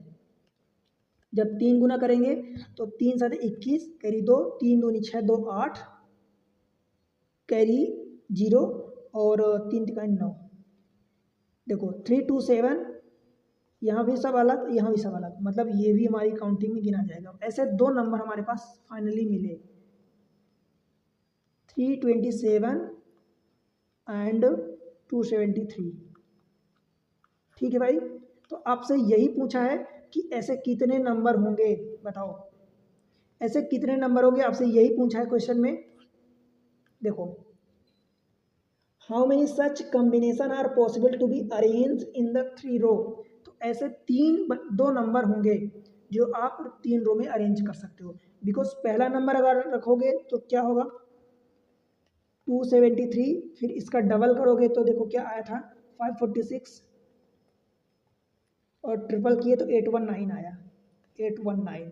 कोई नंबर रिपीट हुआ नहीं हुआ। सेम चीज़ इधर भी रखोगे तो 327, इसका डबल करोगे तो ये 654 हो गया, और इसका ट्रिपल करोगे तो 981 हो गया। कोई नंबर रिपीट हुआ क्या भाई, नहीं हुआ, तो यही आपका आंसर होगा। ठीक है, ऐसे 2 कॉम्बिनेशन पॉसिबल हैं। ऑप्शन कौन सा हो जाएगा, 2 कॉम्बिनेशन, ऑप्शन सी। ठीक है भाई, आगे बढ़े क्वेश्चन नंबर नेक्स्ट में। क्वेश्चन नंबर अगला देखते हैं 15th। देखो मैं आपको पूरी चीज़ें करवा रहा हूँ, इसलिए आपसे कहता हूँ भाई मैं आपके लिए मेहनत कर रहा हूँ। वीडियो को लाइक करो, चैनल को सब्सक्राइब कर लो और अपने दोस्तों के साथ शेयर कर दो, राइट, सपोर्ट करो चैनल को। X and Y run 3 kilometre race along the circular course of a length 300 metre. एक सर्कल में दौड़ते हैं और 300 मीटर सर्कल की लेंथ है। Their speed are in the ratio 3:2 if they start together in the same direction. एक ही साथ, टूगेदर का मतलब एक साथ स्टार्ट करते हैं और सेम डायरेक्शन में दौड़ते हैं। How many times would the first one pass the other start of is not counted. मतलब कि दौड़ जब शुरू करते हैं, जैसे कि इस पॉइंट से शुरू करेंगे तो वो पहला पॉइंट काउंट नहीं हो रहा, वो मना करा, देख लो। ठीक है, तो मैं आपको बना के सर्कल में समझा देता हूँ। पहले तो ये मान लो कि मैं सर्कल बना दिया। ठीक है भाई, अब इंपॉर्टेंट पॉइंट यहाँ पर समझना ये है, देखो क्या समझना है, 3 × 2 300 मीटर की रेस, मतलब 300 मीटर इसका ट्रैक का लेंथ है। ये बात आपको समझ में आई 300 मीटर की। अब एक की स्पीड 3 गुना है, एक की स्पीड 2 गुना है, तो मैं एक काम करता हूँ कि इसको 3 पार्ट में डिवाइड कर देता हूँ। एक इक्वल 3 पार्ट्स में, 2 और ये 3 इक्वल पार्ट्स में मैं डिवाइड किया। बताओ भाई, इतनी बात समझ आई मैं क्यों ऐसा किया?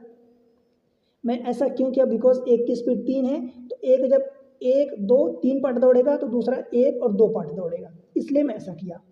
समझ आया?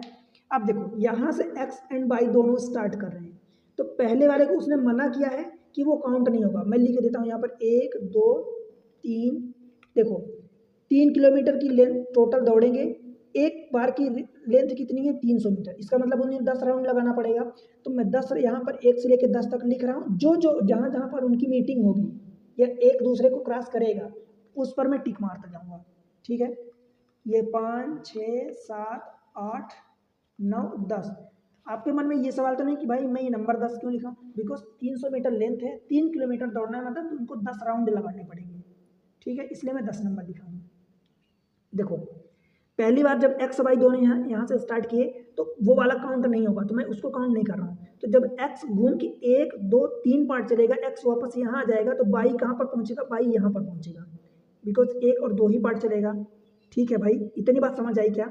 अब देखो वाई जब यहाँ से, एक्स यहाँ से फिर से दौड़ेगा और वाई यहाँ से ऐसे दौड़ेगा, तो एक्स आगे आगे है, तो एक्स जब यहाँ से घूम फिर के जब यहाँ, मान लो अब स्पीड एक्स की डबल भी तो नहीं है, 1.5 गुना है ना उसकी, तो जब वाई यहाँ पहुँचेगा तो एक्स पहुँच के यहाँ आ जाएगा। फिर जब एक्स घूम के यहाँ पहुँचेगा तो वाई घूम के यहाँ पहुँचेगा।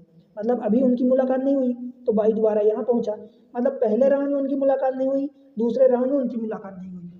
ठीक है भाई, दूसरे राउंड में वाई कहाँ पहुँचा? वाई यहाँ पर पहुँचा और एक्स यहाँ पर है।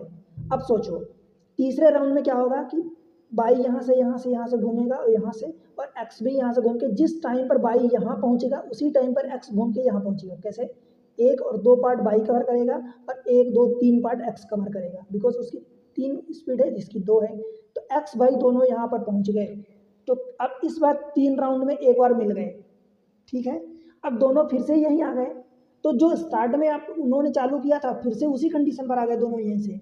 तो मतलब पहले 2 राउंड में नहीं मिले, तीसरे राउंड में मिले, तो सेम चीज़ अगली बार फिर होगी। चौथे पाँचवें 2 राउंड में नहीं मिलेंगे, फिर उसमें अगले वाले राउंड पर मिलेंगे।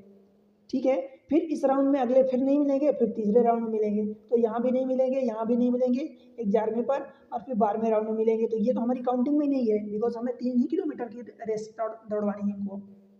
समझ पा रहे हो ना भाई? तो 3 के जितने मल्टीपल हैं, 3 6 और 9, ये 3 बार वो दोनों एक दूसरे को क्रॉस करेंगे या मिलेंगे। ठीक है, 3 बार। तो ऑप्शन आपका बी बॉम्बे हो जाएगा, बेंगलुरु। समझ आया कि नहीं आया बताओ? 3 बार में एक बार मिल रहे हैं, फिर अगले, फिर बिकॉज जब दोनों यहाँ पर फिर से पहुँच जाते हैं तो फिर से उनकी पहले जैसे स्टार्टिंग से 1 2 बजे वही राउंड चालू हो जाएगा फिर से एक जैसा। तो फिर अगली बार फिर नहीं मिलेंगे, फिर नहीं मिलेंगे, फिर जाके तीसरी बार मिलेंगे, फिर दोनों 3 राउंड में मतलब दोनों यहीं पर पहुँच जाते हैं। ठीक, तो आई होप कि आपको ये बात समझ में आ गई। अगला क्वेश्चन देखते हैं, क्वेश्चन नंबर नेक्स्ट।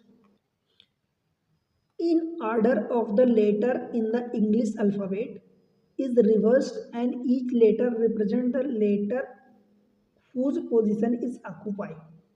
मतलब रिवर्स में उनको लिखना है जिनकी और उनकी लेटर की जो भी पोजीशन होती है, right. Then which of the following represent the Lucknow. देखो क्वेश्चन सिंपल पूछा है, बस शब्दों में थोड़ा घुमाया है। अगर आप उसके शब्दों की मीनिंग समझ जाते हो तो क्वेश्चन आसान है। मैं जब आपको करके बताऊंगा तो आपको लगेगा कितना आसान है। ठीक है, देखो देखो हिंदी में पढ़वा देता हूँ आपको। यदि अंग्रेजी वर्णमाला के क्रम को उल्टा कर दिया जाए और नए क्रम में आया हर वर्ण उस वर्ण को निरूपित करे जिसका उसका मूल स्थान उससे लिया गया है। भाई देखो समझाता हूँ आपको कैसे समझना है। ये लिखा है लखनऊ, LUCKNOW। कुल मिला के भाई इनका उल्टा लिखना है, बस इतनी सी बात है। उल्टा कैसे भाई? ए का उल्टा कौन सा होता है? जेड होता है। बिकॉज ए की वैल्यू 1 होती है, जेड की वैल्यू 26 होती है। जब भी आप इन दोनों को जोड़ोगे तो 27 मिलेगा आपको, हर केस में यही। बी का उल्टा बाई होता है, बिकॉज इसका 2 होता है, इसका 25 होता है, दोनों को जोड़ोगे 27 मिलेगा। तो एल, जे के एल की वैल्यू 12 होती है, तो 12 का अपोजिट 27 में अगर घटाओगे तो 15 मिलेगा, और 15 की वैल्यू ओ होती है, ठीक है। यू की वैल्यू 21 होती है, तो 21 में कितना जोड़ोगे भाई, 27 आ जाए, 6 का मतलब एफ होता है। सी है, सी की वैल्यू 3 होती है, 27 में 3 जब माइनस करोगे तो 24 बचेगा, और 24 की वैल्यू क्या होती है, सी एक्स, ठीक है। मैं आपको अपोजिट भी रटवाया हूँ, याद करवाया हूँ, उसका तरीका प्रॉपर्ली बताया हूँ, ट्रिक बताया हूँ। के होता है तो के का अपोजिट पी के आप मूवी देखा हो तो पी के उल्टा अपोजिट होता है। एन का एम एन होता है, तो मन होता है, देखो एम एन आ गया। ओ अभी हमने देखा कि ओ का 15 होता है, तो ओ का अपोजिट एल होता है, ओ का अपोजिट एल और एल का अपोजिट ओ। डब्ल्यू का अपोजिट अभी हमने देखा, देखो डी होता है, ठीक है। डब्ल्यू का कितना होता है भाई, 23 होता है, और 23 में जब आप 4 जोड़ोगे तब जाके ये 27 मिलेगा, तो 4 का मतलब डी होता है, तो ये डी हो गया। देख लो कौन सा है, O F X P, O F X P M L D, यही तो है आंसर, ऑप्शन डी, ठीक है, करेक्ट हो गया। बताओ भाई, समझ आया क्या? आगे बढ़ते हैं, क्वेश्चन नंबर नेक्स्ट। देखो, in a tournament the chess having 150 entrants, entrant का मतलब, देखो एंट्रेंट का मतलब कि जो पार्टिसिपेंट्स हैं, 150 पार्टिसिपेंट्स हैं। A player is eliminated when ever he loss a match, मतलब इसमें क्या होता है कि नॉकआउट मैच कहते हैं इसे, जैसे कि फाइनल होता है, सेमीफाइनल होता है, तो जो भी टीम हारी वहाँ से डायरेक्ट बाहर होती है, और जो उसके पहले के प्ले ऑफ मुकाबले होते हैं, मतलब प्ले ऑफ नहीं, मतलब उसके पहले के जो भी मुकाबले होते हैं, मैच होते हैं, तो वहाँ पर ऐसा होता है कि 10 में से फिर वो कंपैरिजन होता है कि किस टीम के कितने पॉइंट्स आए हैं, कितना रन रेट है, या कितना जो भी है वट एवर उनके पॉइंट्स है, और नेट रन रेट जो भी चीज़ है जिस फील्ड में हो रहा है मैच, तो डिपेंड करता है कि जैसे 150 मैच हो रहे हैं, it is given that no match results in a tie अथवा ड्रा, कोई भी मैच टाई अथवा ड्रा नहीं होता। How many match are played in the entire tournament, भाई अगर इस केस में जब भी आपको ऐसा आए, तो मैं आपको सीधा कहूंगा कि अगर जितने भी प्लेयर हैं एन हैं, तो टोटल जो मैच होगा n-1 हुआ होगा, डायरेक्ट आप आंसर टिक करो, आगे बढ़ो। 149, ठीक है। मैं आप इसको सोल्यूशन बताऊंगा, पर मैं चाहता हूं कि आप इसको याद रखो। जब भी अगर नॉकआउट मैच होता है, मतलब जो भी हारा वो बाहर, और जितने टोटल इंट्रेंट हैं या जितने प्लेयर हैं, जितनी टीम है, तो अगर जितनी टीम है, टीम की अगर बात होती तो वो हो जाता, प्लेयर की बात हो रही तो वो हो गया, तो जितने n-1 करो डायरेक्ट आपका आंसर, तो n-1 दैट इज 150 में से एक हटाओगे तो 149 आपका आंसर होगा। अब मैं कैसे होगा वो बता देता हूँ आपको। देखो 150 प्लेयर हैं, तो 75 मैच होगा पहले राउंड में, फर्स्ट राउंड में 75 मैच होगा, मतलब 75 प्लेयर बाहर हो गए। यहाँ से देखो मैं 75 लिख रहा हूँ, 75 बाहर हुए, 75 आउट, ठीक है। फर्स्ट राउंड आप समझ लेना, ये फर्स्ट राउंड। फिर सेकेंड राउंड में अब 75 तो बाहर हो गए, 75 बचे, तो 75 का आधा करो, कितना 75 का आधा कितना होगा, 37 इंटू 2, और प्लस का 1 बचा। बताओ भाई, समझ आया क्या? तो 37 तो मैच होंगे सेकेंड राउंड में, 37 मैच होंगे, बिकॉज इसका देखो अब 75 का आधा करोगे तो 37.5 होगा, तो 0.5 होने का मतलब कि एक जो ये आया है, तो ये अकेले तो मैच नहीं खेलेगा, कि अकेले मैच खेलेगा, बताओ मुझे। यहाँ पर ये बोला है जितने भी प्लेयर हैं एलिमिनेट होते हैं, जो लॉस हार जाते हैं, तो 37 मैच होगा, 37 मैच होगा, तो 37 मैच में से 37 तो बाहर हो गए, बचे कितने, 37 ये बचेंगे और एक ये वाला बचेगा, तो ये टोटल 38 रिमेन हो जाएंगे, 38 रिमेनिंग बचेंगे। मुझे बताओ ये समझ में आया क्या कि नहीं समझ आया? 37 मैच होगा, तो 37 में से 37 तो बाहर हो गए, एक प्लेयर जो नहीं खेला है वो अगले राउंड में खेलेगा, समझ आया? तो मैच कितने हुए, 37, मुझे जोड़ना इनको है, हमें मैच बताना है कि कितने मैच प्ले हुए, तो मैच मुझे 37 मिले, ठीक है। आगे देखते हैं, अब हमारे पास प्लेयर कितने हैं भाई, 38 हुए ना, टोटल रिमेनिंग बचे हैं, 38 में से कितने, 19 मैच होगा, बिकॉज 2 प्लेयर में से एक मैच हो रहा है, ठीक है। तो 38 में से 19 मैच हुआ, बाहर कितने हुए, 19 आउट हो गए। बताओ भाई, समझ आया? ये पहला राउंड है, ये दूसरा राउंड है, सेकेंड राउंड, और ये थर्ड राउंड। राउंड की बात नहीं हो रही इसलिए मैं नहीं लिख रहा हूँ, जितनी चीज़ें अपने काम की बस उतना ही आप लिखो, ठीक है। फिर चौथा राउंड होगा तो भाई 19 प्लेयर हैं तो इसके आधा तो 10 हो रहा है। अब 10 में 9.5 हो रहा है, 9.5 में एक प्लेयर तो वो खेलेगा नहीं, तो 9 प्लेयर खेलेंगे, मतलब 9 मैच हुए और 9 आउट हो जाएंगे। तो आउट को मैं नहीं लिख रहा हूँ, बचेंगे कितने अपने पास, 9 तो चले गए, तो 9 प्लेयर ये बचेंगे और एक जो बंदा खेला नहीं, तो टोटल 10 बचेंगे। तो मैं इस चीज़ को रफ करके यहाँ लिख रहा हूँ, टोटल 10 रिमेनिंग। समझ आया क्या भाई? 10 कहाँ से आया? देखो 19 है, 19 में से इसका आधा करोगे 9.5 होगा, 9.5 का मतलब 9 इंटू 2 प्लस 1, तो 9 मैच तो हुए, तो 9 में से 9 बाहर हो गए, 9 मैच हुआ, ये 9 मैच है, और 9 मैच में से 9 बाहर हो गए, तो 9 ये, एक जो बंदा खेला नहीं वो मिला के 10 बचे। ठीक है, अभी 10 बंदे बचे हैं, तो 10 में से अगली बार 5 मैच होगा और 5 बाहर हो गए, 5 आउट। फिर अब जो 5 आउट हो गए, ये 5 बचे हैं भाई, 5 में से 2 मैच फिर होगा और 2 बाहर हो जाएंगे, तो 1 बच जाएगा। ठीक है, समझ आया क्या? 1 बचेगा, तो 1 में से मैं ये कह दूं कि भाई 2 ये वाले 1 ये वाले, तो टोटल 3 आपके रिमेनिंग होंगे। एक जो मैच खेला ही नहीं, एक जो मैच खेला ही नहीं, मैं यहाँ लिख देता हूँ,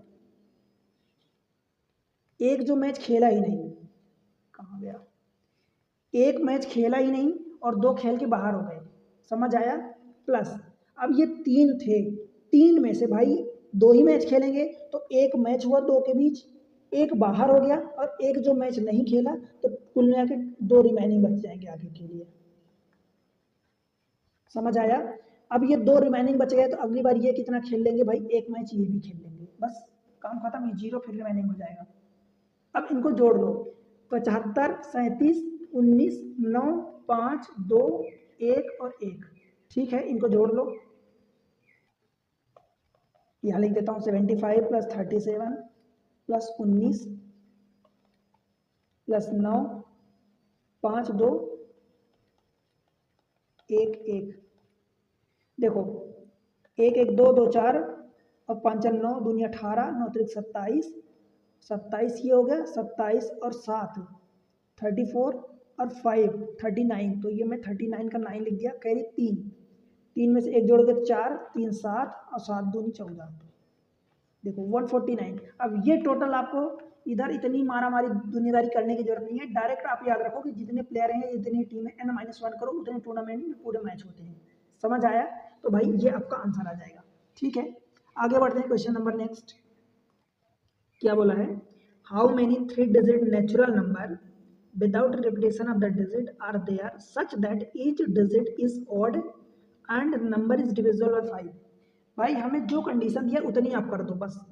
3 डिजिट का नंबर बनाना है, natural number without repetition of the digit, मतलब 1, 2 और 3 डिजिट का नंबर मुझे चाहिए, कोई रिपीट डिजिट मतलब रिपीट नहीं होनी चाहिए, डिजिट रिपीट नहीं होनी चाहिए, sorry, there such that each digit is odd. Odd का मतलब ये हो कि भाई 1, 3, 5, 7, 9, मेरे पास इतनी डिजिट की अवेलेबिलिटी है मेरे पास। ठीक है, इनमें से मुझे 3 डिजिट का नंबर बनाना है। एक कंडीशन ये है कि that number is divisible by 3, भाई आई एम सॉरी 5। 5 से डिविजिबल होने का मतलब या तो आखिरी में 0 हो या 5 हो, 0 तो यहाँ अवेलेबल है नहीं मेरे पास, तो मैं यहाँ 5 रख देता हूँ, मतलब मुझे 5 तो यहाँ फिक्स रखना ही पड़ेगा यूनिट डिजिट पर। बताओ भाई, मतलब ऐसा एक ही केस हुआ ना। देखो कभी कभी आपके मन में ये डाउट होता होगा कि मैं यहाँ 5 रख दिया, फिर मल्टीप्लाई करता हूँ तो मैं इसको क्यों नहीं ले रहा। भाई 5 तो मैं फिक्स कर दिया, तो ऐसा एक ही नंबर है ना यूनिट पर, मतलब यूनिट डिजिट पर मैं एक ही ऐसा नंबर केस ला सकता हूँ। बताओ अब मुझे क्या करना है भाई, देखो कि कोई डिजिट रिपीट नहीं करना। अगर मैं 5 को यहाँ फिक्स कर दिया, तो 5 हमारी कंडीशन से इन दोनों की जगह हट गया, इन दोनों में कहीं भी 5 नहीं आ सकता, मतलब मेरे पास यहाँ पर आने के लिए बाकी 4 डिजिट बची, तो 4 डिजिट यहाँ आ सकती है। अब कोई 4 में से अगर जैसे ही यहाँ एक फिक्स करोगे, तो एक यहाँ कम हो जाएगा, तो फिर यहाँ 3 डिजिट आ सकती है। तो बस ये 4 इंटू 3 इंटू 1, इसलिए इसको मैं मल्टीप्लाई नहीं करता हूँ, तो 4 इंटू 3 यानी 12 टोटल अपने केस बनेंगे। ठीक है, 12 ऑप्शन बी हो जाएगा। अब आपके मन में अगर डाउट हो कि भाई 12 कैसे बनेंगे, तो वही बात है कि चाहे 3 को 4 बार जोड़ो या 3 इंटू 4 मल्टीप्लाई कर दो। समझ आया? देखो मैं अभी एक क्वेश्चन करवाया था जिसमें से वो 3 डिजिट का नंबर था फर्स्ट रो वाला, तो वैसे ही जैसे मैं वहाँ बताया था कि 3 इंटू 4 मल्टीप्लाई करवाया था, फिर वो पूरे नंबर में आपको दिखवाया था कि 2, 3, 7, 2, 7, 9 ऐसे करके 12, तो इस तरीके से होते हैं। फॉर एग्जाम्पल अगर समझोगे तो 5 को यहाँ फिक्स कर दो। यहाँ पर तो जैसे कि मान लो कि मैं 1 लिया तो 3 हो गया, 1 लिया तो फिर यहाँ पर लेट से 7 हो गया, 1 9 5 हो गया, 3 हुआ। जब आप ऐसे फिर यहाँ पर 3 लोगे तो 3 यहाँ 5 फिक्स करोगे तो फिर यहाँ 3 1 हो सकता है, फिर 3 7 5 हो सकता है, 3 9 5 हो सकता है। ऐसे फिर 3 के अलावा जब आप यहाँ पर आप या तो 5 फिक्स ही हो गया, 7 रखोगे तो 7 1 रखोगे, फिर 7 3 5 रखोगे, फिर 7 9 5 रखोगे। सेम चीज़ जब आप यहाँ 9 रखोगे तो 5, फिर यहाँ पर 1 हो गया, 9 3 5 हो गया, 9 7 5 हो गया। गिन लो 12 हो गए नंबर, 3 3 3 3 3। तो मैं यही बताता हूँ कि भाई 3 इंटू 4 आप ऐसा डायरेक्ट कर दो तो 12 आ जाएगा, या फिर 3 + 3 + 3 + 3 ऐसे नंबर लिख के आप याद करो। इसलिए बताता हूँ भाई तरीका सीखो, तरीका शॉर्टकट में आपको बहुत सारे क्वेश्चन ऐसे होते हैं जो आप तुरंत अप्लाई करोगे तुरंत आंसर मिलेगा, राइट। ये फिक्स हो गया बिकॉज एक ही डिजिट यहाँ पर, इसलिए 1, इसलिए 1 का किसी में मल्टीप्लाई करो या ना करो कोई फर्क नहीं पड़ता, इसलिए हम इसको छोड़ के मल्टीप्लाई करते हैं। ठीक भाई, अगला क्वेश्चन देखते हैं, क्वेश्चन नंबर नेक्स्ट। देखो क्या बोला क्वेश्चन में, consider question and two statement. Is X an integer? क्या एक्स इंटीजर है मुझे ये बताना है। x/3 is not integer. भाई पहला स्टेटमेंट बोला है कि x/3 नॉट इंटीजर, इंटीजर नहीं है। क्या मतलब हुआ इसका? अगर x/3 इंटीजर नहीं है, भाई ये नहीं है इंटीजर, 3 से मान लो 3 से डिवाइड करने के बाद इंटीजर नहीं मिल रहा, तो हो सकता है कि ये x जो है वो इंटीजर हो भी सकता है, नहीं भी हो सकता। तो हमसे पूछा है कि क्या x इंटीजर है, तो क्या हम क्लियरली बता सकते हैं कि नहीं है? क्या हम क्लियरली बता सकते हैं कि है? सपोज मान लो x की वैल्यू आप क्या रखते हो, सपोज x की वैल्यू आप 9 रख देते हो, तो 9/3 ये क्या हो जाएगा? 3 इंटीजर हो जाएगा। सपोज x की वैल्यू आप 3 रखते हो तो 3/3 ये इंटीजर हो जाएगा, ठीक है, तो है इंटीजर। सपोज x की वैल्यू आप 2/3 रखते हो, लेट से 2/3, तो ये इंटीजर, ये वाला इंटीजर नहीं है। अच्छा ये इंटीजर नॉट लाना है अपने को, इंटीजर नहीं लाना, तो भाई यहाँ पर आप ऐसा कर सकते हो, आप ये 9 3 ना रखो। जैसे कि सपोज आपने यहाँ पर 9 रखा तो इसको 9 आप ना रखो, इस वाले पार्ट को 9 ना रखो, 3 ना रखो। मैं भाई लिख देता हूँ कि जैसे 9 रखा तो 3 इंटीजर नहीं आया, चलो मैं ऐसा लिख देता हूँ। लेट से मैं इसको लिख दिया 0.33 लिख दिया, तो अभी भी ये इंटीजर नहीं आएगा, इसको 3 को हटा दो, ये 3 नहीं आएगा, ये 1 नहीं आएगा, ठीक है। तो 0.33 ये क्या आएगा? 0.11 आएगा, इंटीजर नहीं है। तो क्या ये वाला इंटीजर है? नहीं है भाई, ठीक है। मैं यहाँ पर क्या ले लेता हूँ, सपोज 1 ले लेता हूँ। इस केस में मैं x को इंटीजर नहीं लिया तो ये इंटीजर नहीं लाना, तो इंटीजर नहीं आया। इस केस में मैं x को इंटीजर ले रहा हूँ तो ये क्या आएगा? तब भी ये 0.33 आएगा, तब भी इंटीजर नहीं है, परंतु ये वाला x इंटीजर है। तो मतलब यहाँ पर आप क्या कह सकते हो कि may be and may not be, may not मतलब दोनों केस पॉसिबल है। तो जब भी ऐसे दोनों केस होते हैं तो क्या आप क्लियर कह सकते हो कि x इंटीजर है या नहीं है? ना आप ये कह सकते कि इंटीजर है, ना ये कह सकते कि इंटीजर नहीं है। तो ये वाला स्टेटमेंट गलत हुआ, आई एम सॉरी, ये तो क्वेश्चन वाले ने लगा दिया, ये पहला स्टेटमेंट गलत हुआ, ठीक है। सेकंड देखते हैं,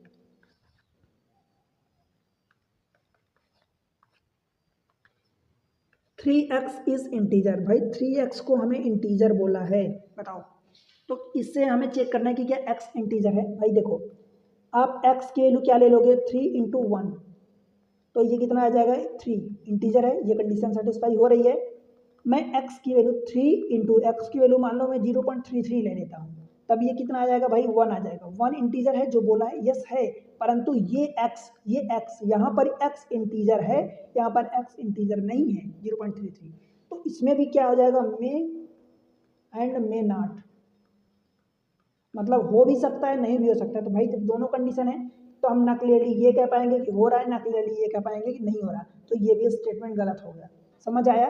अब दोनों को कंबाइन कर लेते हैं। भाई कंबाइन करोगे तो ऐसे क्या कह सकते हो? चलो मान लो हमने तो यहाँ 0.3 लिया, 1 लिया, 0.33 लिया, 1 लिया, हो सकता है कि मैं कुछ और नंबर ले लूँ, 0.67 ले लूँ, तो आप क्या कह पाओगे कि भाई वो होगा? तो दोनों को मिला के x/3 एंड 3x दोनों को मिला के भी आप नहीं बता पाओगे, समझ आया? आप जब दोनों को मिला लोगे तब भी नहीं बता पाओगे, बिकॉज ऐसे बहुत सारे नंबर पॉसिबल हैं। भाई आप इसमें चलो मान लो, मैं पहले वाले केस में सपोज ले लेता हूँ कि 0.33 ले लेता हूँ, इस वाले केस में सपोज मैं 0.33 ले लेता हूँ, ठीक है, इस वाले केस में, और इस वाले केस में एक्स की वैल्यू मैं 1 ले लेता हूँ। बताओ, यहाँ पर 0.33 ले लिया, 0.33, और यहाँ पर एक्स की वैल्यू मैं 1 ले लिया। अब बताओ क्या कहोगे आप कि एक्स इंटीजर है या नहीं है, दोनों को मिला के? तो भाई दोनों को मिला के भी आप आंसर नहीं कर पाओगे, तो आपका आंसर हो जाएगा both statement first and together are not sufficient to answer the question, that means option D हो जाएगा, डेली। समझ आया क्या? जो चीज़ें मैं समझाना चाहता हूँ भाई, मैं आपको थोड़ा सा टाइम लिटिल बिट ज़्यादा लेता हूँ, पता है, पर चीज़ें मैं आपको समझा रहा हूँ, ठीक है। अगला क्वेश्चन देख लेते हैं, आज का आखिरी क्वेश्चन। क्या बोला क्वेश्चन में? The increase in the price of certain item बस 20%। मान लो कोई सर्टेन आइटम का मतलब कोई सा भी, मान लो कि लेट से हम बैग खरीद रहे हैं, तो उसकी प्राइस 25% इंक्रीज होती है। मान लो कि पहले 1 थी, मैं 25% इंक्रीज किया। आगे बढ़ते हैं। Then the price was decrease by 20%, then again increase by 10%। What is the resultant increase? भाई ये बच्चों का खेल है। मान लो कि पहले एक्स है प्राइस, 25% इंक्रीज कर रहे हो, तो आप इसमें क्या करोगे, 1.25 को मल्टीप्लाई करोगे, बिकॉज 1 को हम 100 ट्रीट करते हैं, तो 100 में आप परसेंट में लिखोगे तो फिर परसेंट उस इंसान लिखोगे कि 1 इंटू 125 अपान 100 करोगे, तो भाई सीधी सी बात है ना, डबल जीरो तो इसको डिवाइड करोगे तो यही तो होगा, डेसिमल लगाओगे तो 1.25, तो 60 में ये लिख दिया। सेम चीज़ इसी को आप ऐसा लिख सकते हो 1 इंटू, अब 25% मतलब इंक्रीज हुआ, इसका मतलब आप 5/4, 4 के कंपेयर में 1 इंक्रीज हो रहा है, दैट मीन्स कि 1/4 मीन्स 25%, तो सेम चीज़ ये लिख सकते हो, ठीक है। आगे, then the price was decrease by 20%। भाई 1 के कंपेयर में डिक्रीज हो रही है, तो मैं इसको 0.8 कर सकता हूँ, ठीक है। अथवा मैं इसी को अगर 0.8 मतलब 20% डिक्रीज हो गई, दैट मीन्स कि 4/5 हो गई। आप कहोगे कैसे? भाई 5 ओरिजिनल वैल्यू थी, 5 में से 1 डिक्रीज करोगे तो 1/5 वो 20% ही होता है, तो जब 1 डिक्रीज हो गया तो बचा कितना, 4 पार्ट, तो 4/5 हो गया, right. Then again increase by 10%, तो मैं यहाँ से 10% इंक्रीज हुआ, तो 1 में से 10%, 1 का 10% 0.1 होता है, तो ये 1.1 हो जाएगा, ठीक है। अथवा इसी को आप 1 लिख सकते हो, 1.1 अथवा 11/10 कर सकते हो, आपको ना समझ में आए तो 11/10 मतलब 10 के कंपेयर में 1 इंक्रीज हो गया। समझ आया? बस चाहे इसको कैलकुलेट कर लो, चाहे इसको, एक ही बात हो गई। देखो, इन दोनों को मल्टीप्लाई करोगे तो 1 आएगा, जैसे यहाँ से 5 और 5 कट जाएगा, देखो ये 5 और ये 5 कट जाएगा, ये 4 और ये 4 कट जाएगा, बचा कितना, 11/10। 11/10 का मतलब कि 1.1। सेम चीज़ है, इन दोनों को जब मल्टीप्लाई करोगे तो 1 आ जाएगा। देखो 8 पंचे 40, करी 4, 8 दूनी 16, 4 20, करी 2, 8 एकम 8 2 10। डेसिमल कहाँ कहाँ लगा, 1 2 और 1 यहाँ, 3 के पास डेसिमल लगाए तो 3 यहाँ डेसिमल लगा दोगे तो 1 ही तो बचा ना। अब 1 में ये 1 का मल्टीप्लाई होगा तो 1 होगा, उसमें 1.1 का मल्टीप्लाई होगा तो ये 1.1 होगा। इसका मतलब 1.1 का मतलब 10% इंक्रीज हुआ टोटल, 10%, ऑप्शन बी। यहाँ से भी देख लो, ठीक है भाई, 10% इंक्रीज हुआ। समझ आया क्या? तो भाई इस तरीके से देखो, एग्जाम ट्रिक्स पर मैं आपको सारी चीज़ें प्रोवाइड करता हूँ, एक सिस्टमैटिक वे में प्रोवाइड करता हूँ। आप किसी और एग्जाम की तैयारी कर रहे हैं तो उसके लिए भी आपको बेनिफिट होगा। फॉर एग्जाम्पल CDS हो गया, कैट का एग्जाम हो गया, कैट में आपका लेवल अच्छा होता है, आपको पता है अगर आप तैयारी कर रहे हैं तो, राइट। उसके अलावा SSC में भी अच्छा खासा लेवल होता है, आपको पता है कि मैथमेटिक्स में क्या लेवल होता है, राइट। देन बात करूँ तो बैंकिंग, रेलवे और भी बहुत सारे एग्जाम, पटवारी, SI, पुलिस कांस्टेबल, बहुत सारे स्टेट जो CSET पेपर होता है उसमें होता है, IES का एग्जाम होता है वहाँ पर पूछा जाता है। मैं आपको सारी चीज़ें फ्री ऑफ कॉस्ट प्रोवाइड कर रहा हूँ। सिर्फ आपसे इतना उम्मीद करता हूँ कि भाई आपके लिए मेहनत कर रहा हूँ, आप वीडियो को लाइक करो, सब चैनल को सपोर्ट करो, सपोर्ट करने के लिए वीडियो को सब्सक्राइब करो, वीडियो को लाइक करो और शेयर करो अपने दोस्तों के साथ, सब जगह शेयर कर दो, जो भी आपके कॉन्टैक्ट में पढ़ने वाले। शेयर करने के बहुत सारे मीडियम्स होते हैं, व्हाट्सअप, फेसबुक, इंस्टा, राइट। तो ऐसे बहुत मीडियम होते हैं। और उसके अलावा एक प्यारा सा कमेंट सेक्शन में कमेंट्स मेंशन करके बताओ कि आपको कैसा लग रहा वीडियो पढ़ाने का तरीका, कुछ और आपका सजेशन हो, कोई टॉपिक आपको समझ नहीं आ रहा तो वो बताओ, राइट। आप वीडियो कौन सी जगह से देख रहे हैं ये मुझे बताएंगे तो मुझे पता चलेगा कि मेरी वीडियो की रीच कहाँ तक जा रही है, राइट। ठीक है, तो बस पढ़ते रहो, बढ़ते रहो, मिलते हैं अगले लेक्चर में, तब तक के लिए बाय बाय।